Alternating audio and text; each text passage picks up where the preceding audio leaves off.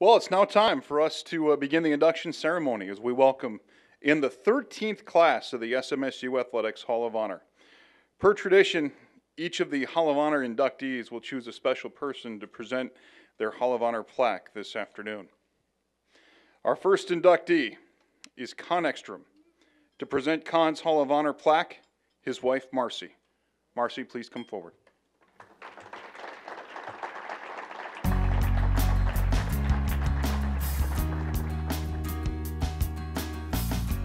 Con Eckstrom served as the diving coach for the SMSU swimming and diving program from 1970 to 80 and helped make the Mustangs one of the most dominant teams in the Northern Intercollegiate Conference.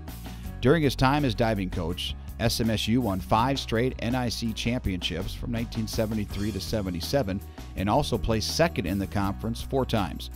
SMSU was also one of the top programs in the country, finishing in the top 10 3 times at the NAI championships, including the program's only NAI diving national champion, Jim Martin, in the 1 meter in 1979.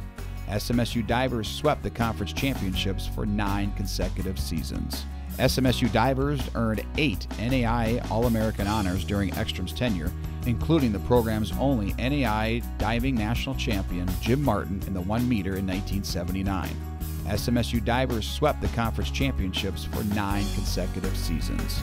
Eckstrom was also instrumental in helping coordinate SMSU's efforts in hosting the NAI championships 4 times in the 1970s.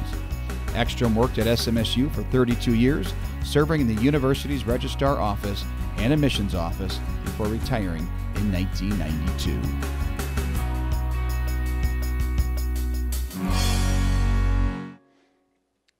So please welcome the newest member of the Hall of Honor, Con Eckstrom.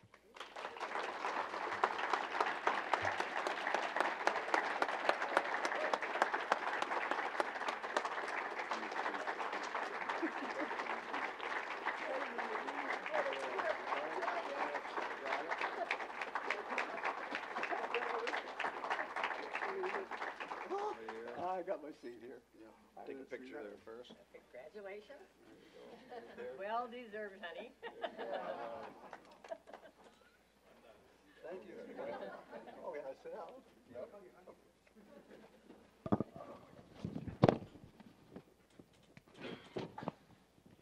you go, sir.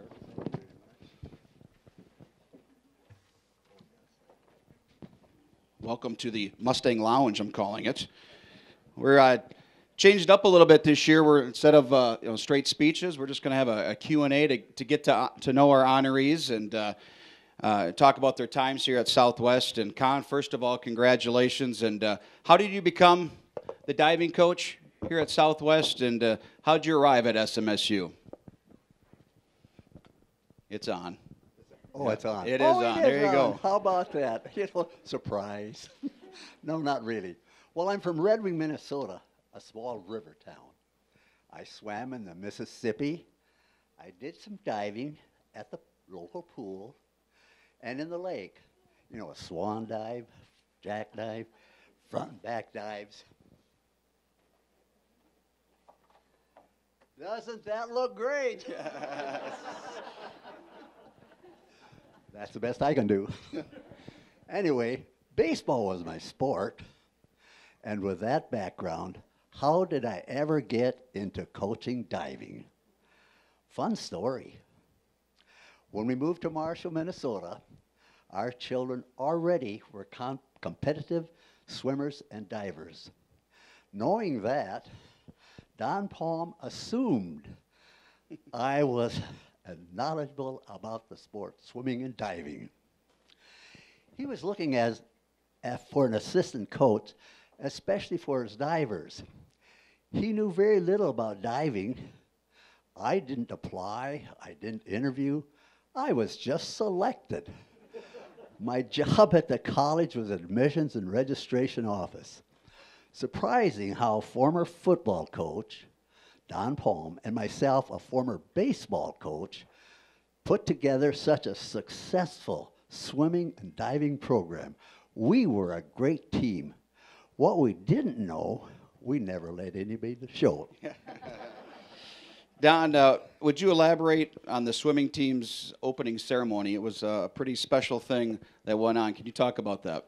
Yes, it was really an impressive thing for the visiting team and our spectators for their opening ceremony. We dimmed the house lights, spotlight on the pool, our swimmers standing on the pool deck, the reflections rippling the water, and Space Odyssey 201 music surrounding the area. It would psych the other team out and psych our team up. Picture gives you an idea how it looked. Here we are, ready to go. Con, why was SMSU selected to host 4 NAI national championships? We really impressed the visiting team and our spectators with the opening ceremony. We dimmed the house lights, spotlight on the pool. Next one. Oh, next one, yes. Lost my place. Yeah, you're there. Sorry, That's gang. no problem. Okay. Being selected to host the NAIA Swimming and Diving Championship, actually 4 times, was a real honor for our little college on the prairie. We did have a state-of-art facility. We had a separate diving well, an automatic timing system, 3-meter diving board, 1-meter diving boards, and an automatic timing system. I had the honor of being the diving judge for the one meet that we did have we had several of them, but the one that I had was wonderful. And I was the honor of being the diving judge. Just must mention our team did very well in front of the hometown crowd. It was awesome. I remember the championship meet when we had one of the famous snowstorms, a blizzard, roads closed, wind blowing, and driving snow. Fortunately, it was the second day of the meet, so we didn't miss an event. Fortunately, the divers were all here, swimmers are here, food service was on campus and open. Everyone was housed on campus by boat or the motels close by, and Marshall was not that big at the time. Con, outside of great coaching, what made your divers so successful? Really, it was their willingness to work and improving in all their aspects of their dives, which comes with working on fundamentals, doing them over and over and over again. Of course, my enthusiasm and energies made the divers willing to try again, even after they failed on a dive. When a diver would complete a new dive for the first time, sometimes not pretty, but they made their entry, you could hear me all over the pool shout, "Great dive, Peaches!" And they would get so excited. Con, Sports Illustrated magazine did an article. How did that come about?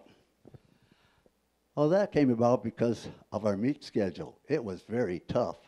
We've competed against schools like the University of Minnesota, Nebraska, Wyoming, Air Force Academy, and other larger schools. The meet scores were always close, and we even won some. The article was titled, "Little Fish in a Big Pond."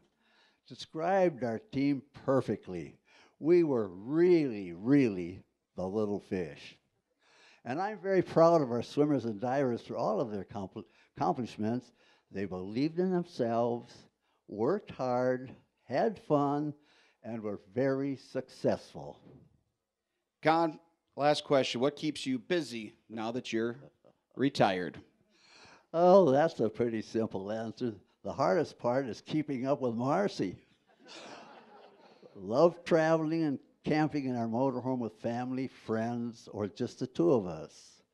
Followed grandchildren activities from coast to coast, and now the great-grandchildren who will be starting up. We take and go for football games, we have season tickets, and basketball games. Still do a lot of dancing. In fact, had a dinner and dance for our 65th wedding anniversary. Always love a party. We're what's called busy retired. Thank you. Con, congratulations. our newest inductee, Con Eckstrom.